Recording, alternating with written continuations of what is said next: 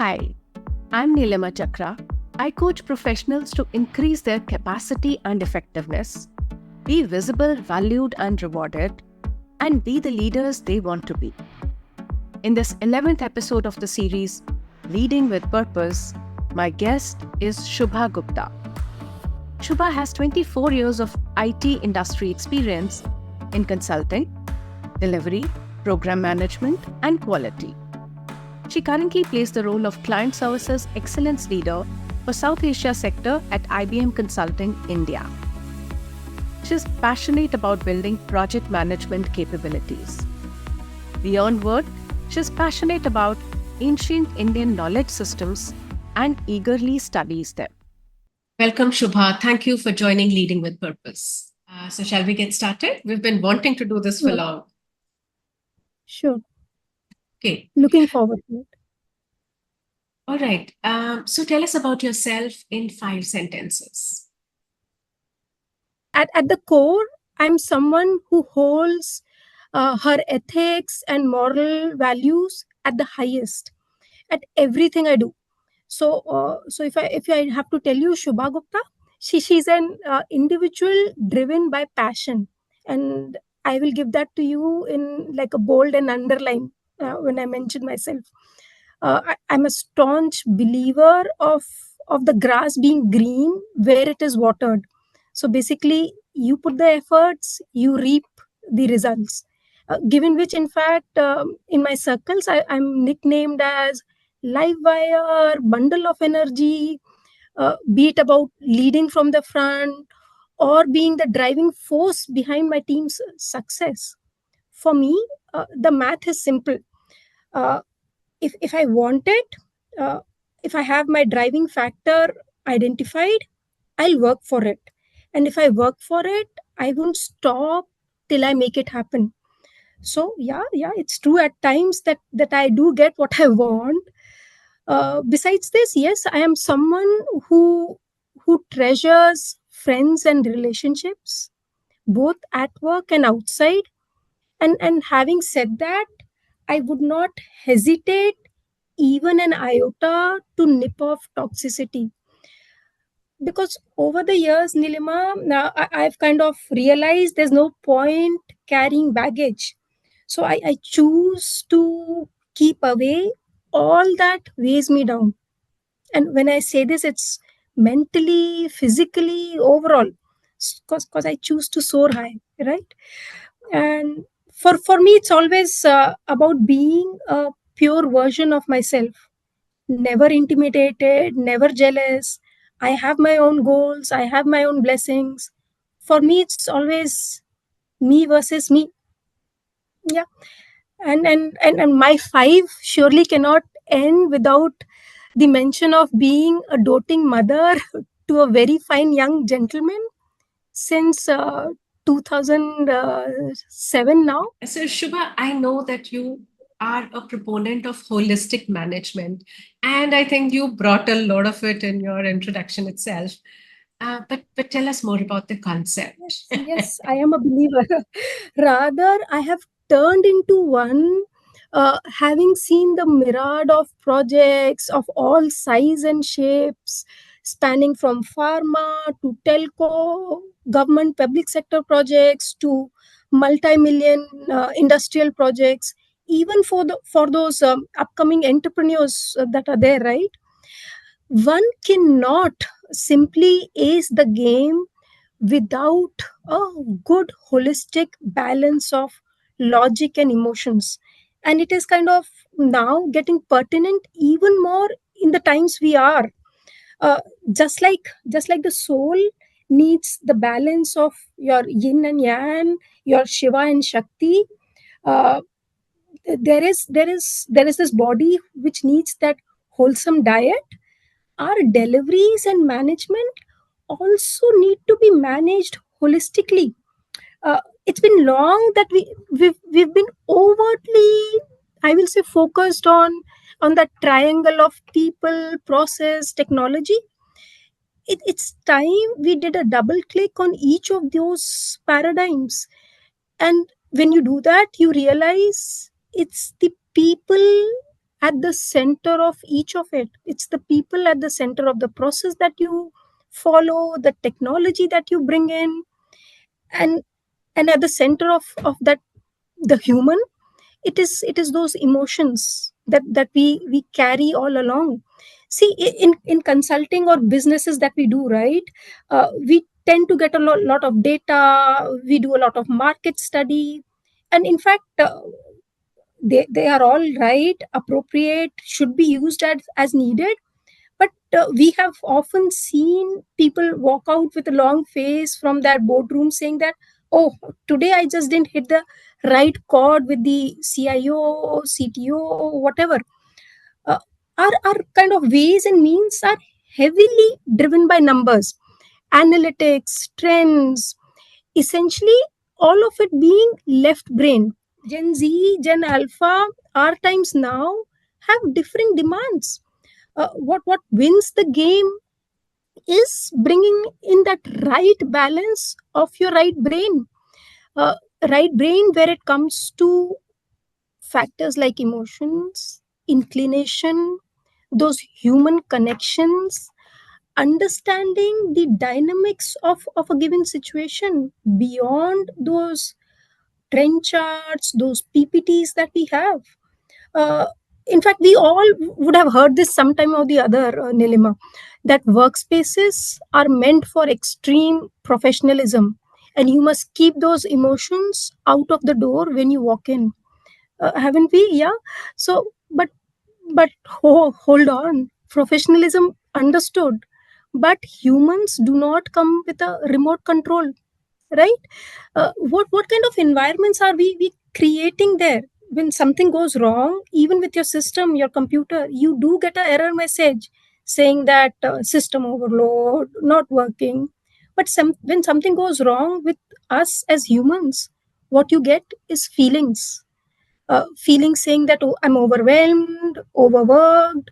uh, Messages like system overload, let me restart, take a nap. Yeah, of course, those are there. So so it's all about taking those cues.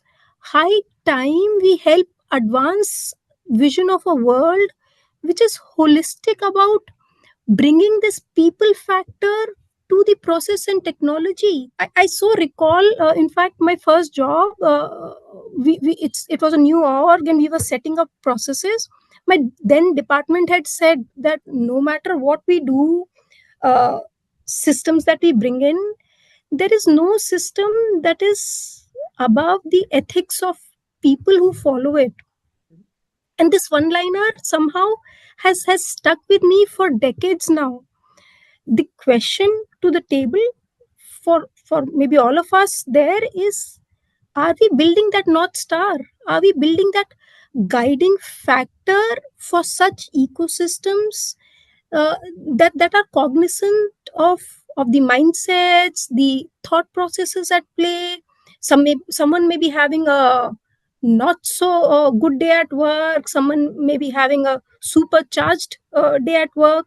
How do I make use of most? How do I balance it all?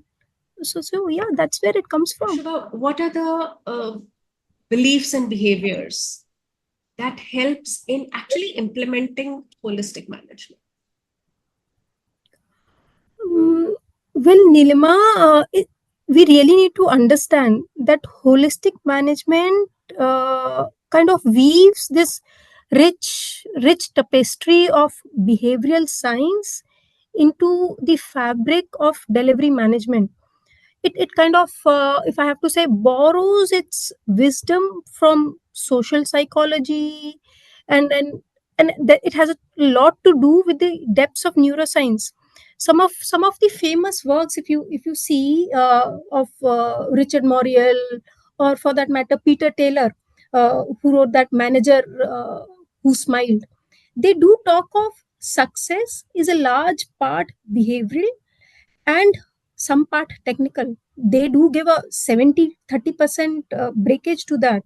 And in fact, for that matter, PMI also, their latest analysis do talk of a lot of our successes being dependent on behavioral factors. this isn't just time for manage kind of, I will say, purely thinking of it as a management domain. It's about understanding the human minds, uh, kind of unraveling the mysteries of how we think, we feel, recognizing that at the heart of every successful project, it's the people who bring it to life.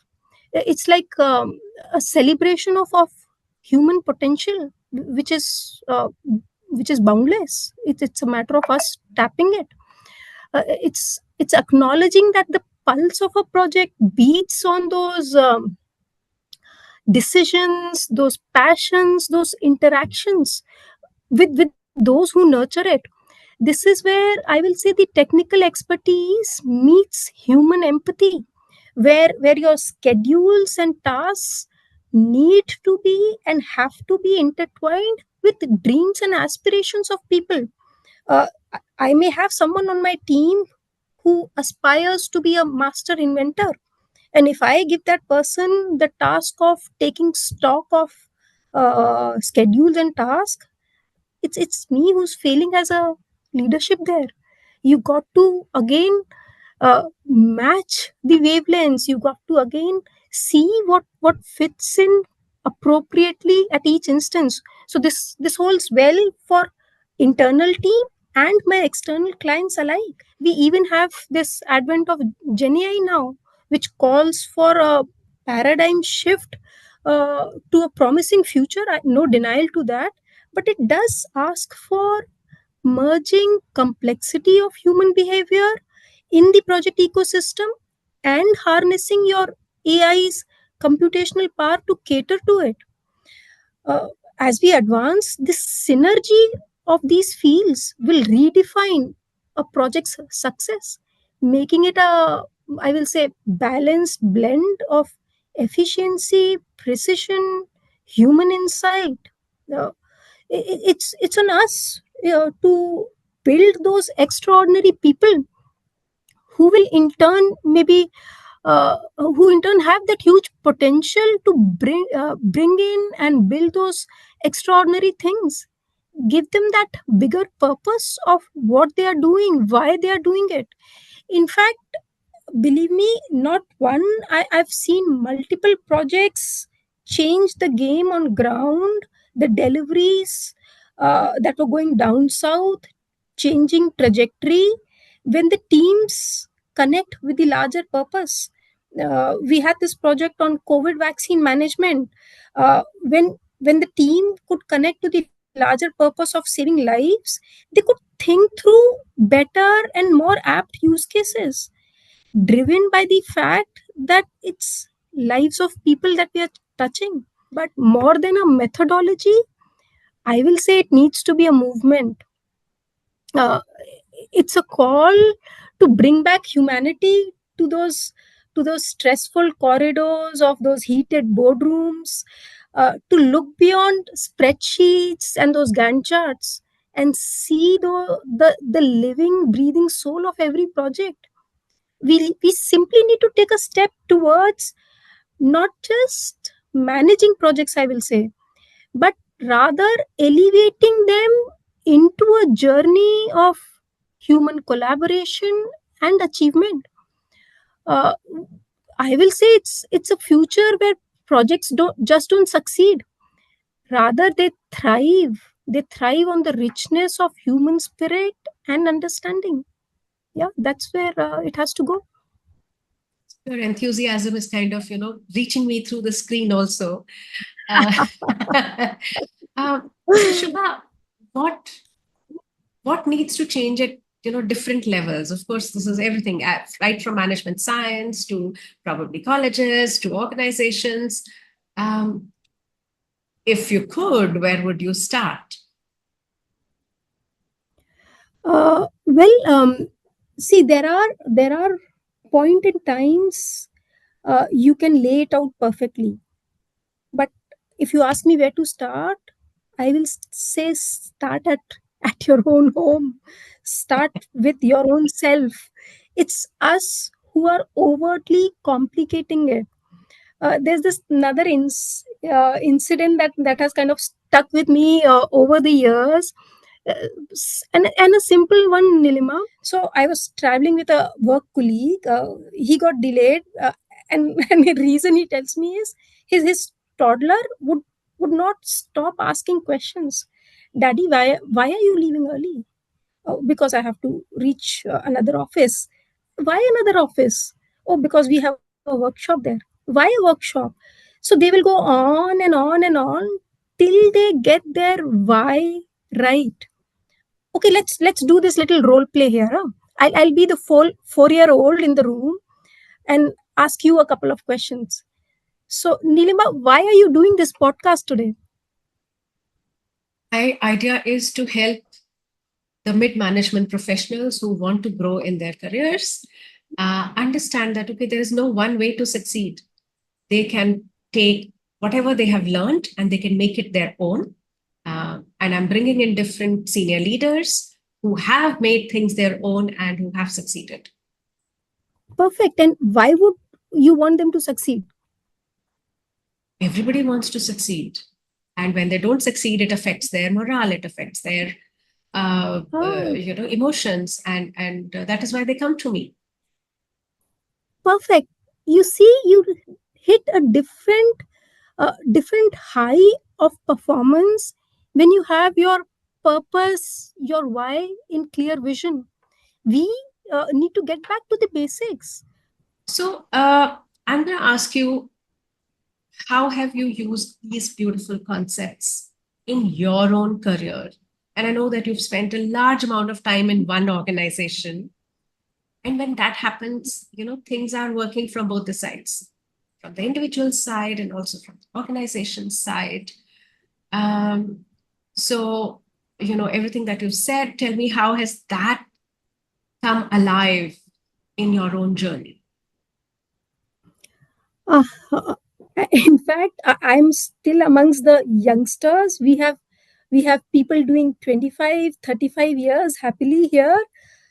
There's something about having a little bit of big blue in my life and blood now. Uh, while I say this, I have been in my entire course of career, I will say, blessed with some of the finest mentors and coaches at each stage of my career, and in fact true leaders that I still look up to, walk to them at any hour with my questions, clarifications, be any topic, any area. So I do enjoy that leverage. But if I think of it deep down within, uh, what has really made that decade plus happen, uh, is that me being a fan of contentment and deep fulfillment to drive my real joys, which, Nilima, is very different from being happy. See, you can be happy when you hit those numbers, you watch a movie, but happiness is here today, it's gone tomorrow. Deep fulfillment is a much higher standard of love. It's like you don't like your kids every day. They may be notorious at each instance, you may not like them, but you surely love them every day as a whole bundle that they come to you with. Similarly, you don't have to like the task at hand that you have every day, but you surely can love your job every day as a whole. So what do you think works for Gen Next? Is it the fun Fridays? Is it the free food and goodies? Is That it probably those doesn't work for anyone. Yes. And is it those swanky office spaces that we have? All that surely does make them happy, but they still quit. Because somewhere they are not fulfilled and contented with that larger purpose to what they are doing each day. You will have more 15, 20, 25 years milestone celebration get-togethers if we we strive towards that. See, searching for happiness is not like a scavenger hunt I do, right? Oh, look, I found a job that I love. How I have personally been able to apply this holistic approach is by each day striving to build that environment where one finds place, where individuals, team members share values, and where they fall short, we are all together to see through what's missing. How can we measure up? How does each one fit in? Because there is a rainbow that comes to the table when you are dealing with people. They will there will be a different kind of human factor at play with each one. That's when you fall in love with your job. That's when you work tirelessly to remain fulfilled. And that's where before even thinking of a different job or a different company, you are thinking of fulfillment. And one can only be fulfilled, I will say, once their day is consistent to their deepest values. So uh, it's easy to skip hop jump. Where we are challenged right now is most people do not even know what they believe in, what are their core deepest values. It's not about finding the best job, the most high paying offer that you have, switching companies. Humans, as I said, are the same rainbow combination everywhere. You got to find your own purpose. Yeah, that's what has worked for me. What is your, advice from an action perspective? Uh, what can mid managers do uh, to take charge of their careers, to pursue their fulfillment, and to grow in their careers? We go back to where we started. We'll say again that it's all about your why, your purpose, right from what works for you. Because what works in someone else's frame set may not always work for you. We all individually need to carve out our own paths. As you say, take charge of your career. It's our journey, our destinations. We need to have our own intent drivers defined.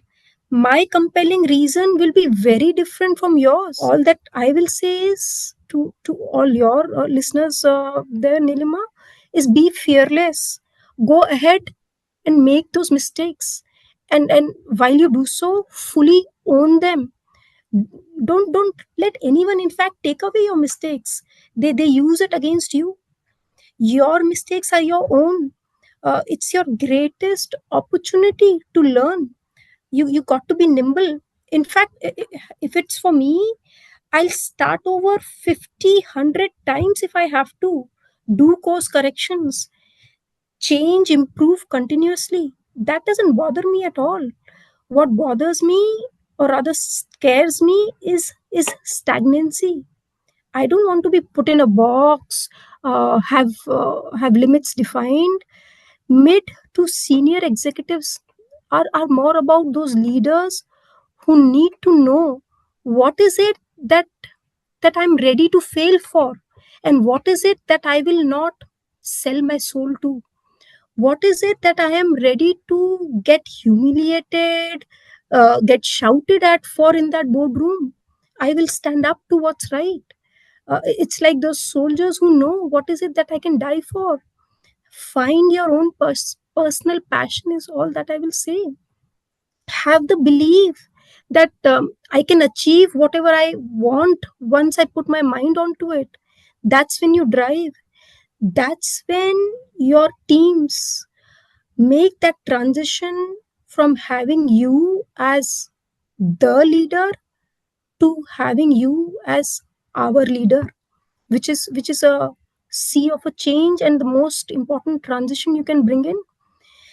It's I think it's only way to keep you moving forward, and only way to do it is to shut your detractors by some A plus class delivery. Uh, Keep achieving, be your own cheerleaders. In fact, let me give you this small shloka that contains the whole secret of life, I will say. It goes Purnasya Purna Madaya Purna Eva Vashishyate. Not sure if you've heard of it, but what it means is taking fullness away from fullness will leave you with nothing else but fullness. So, what are you afraid of? That little seed out there has that capability to grow on. So, keep reminding yourself that you yourself are enough. It's like this: you never know how strong you are until being strong is the only option you have. Uh, and then while I say this, while you do all this, don't forget to smile, because that's when you create those human connections. Keep it simple. And my favorite, keep it to the bare necessities of life. Let me maybe leave you with this Cohen line, which says, when you loosen your grip, that's when you slip into the masterpiece. Yeah, that's my message. Beautiful. That was beautiful. Wonderful. I can tell you how enriching this was for me, and I'm sure for my audience as well. Um, Lovely I having you in this. echo the thoughts, Nilima. I just hope we could make it worthwhile for those listening to it. Thank you so much for your time. Yes, and I think from on behalf of both of us, I'll invite them to ask questions if they have any, and Sure, we'd be happy to answer them. sure, anytime. Thank you so much again. Thank you.